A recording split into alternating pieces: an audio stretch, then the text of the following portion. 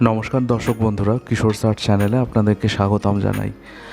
আমার বানানো যে ছোট্ট একটি দুর্গা মূর্তি, যার ফার্স্ট পার্ট আমি কিছুদিন আগে আপলোড করেছিলাম, সেটারই সেকেন্ড পার্ট আজকে আপনাদের সামনে আমি প্রস্তুত করছি। এটা হচ্ছে ছোট্ট দুর্গা মূর্তি যে কালারিং প্রসেসটা, সেটা কীভাবে কী রঙ আমি ইউজ করেছি, সেই রঙ করার পরে মা দুর্গার পুরো মূর্তিটা কেমন লাগছে সেই সম্পর্কিত এই ভিডিও।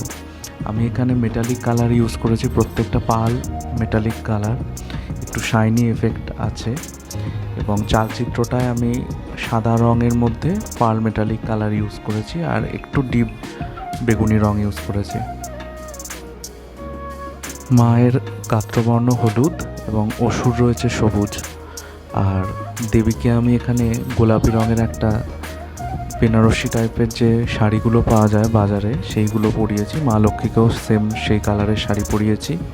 পেছনের ব্যাকগ্রাউন্ডটা রেখেছি ডিপ ব্লু, এবং শাড়ি এবং রঙের সাথে কন্ট্রাস্ট রেখে মা সরস্বতীকে পরিয়েছি হচ্ছে হলুদ। দেব সেনাপতি কার্তিককেও হলুদ রঙের বস্ত্র পরানো রয়েছে, ধুতিটা। আর এখনও অনেক ডিটেলিংয়ের কাজ বাকি।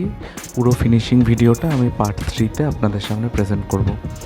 আপনারা জানাবেন যে আপনাদের ছোট্ট এই দুর্গা প্রতিমাটা কেমন লাগলো। ভালো খারাপ যদি লেগে থাকে কমেন্ট করে অবশ্যই জানাবেন। অনেক ধন্যবাদ চ্যানেলটি দেখতে থাকার জন্য। আসুন ভিডিওটি দেখতে থাকি।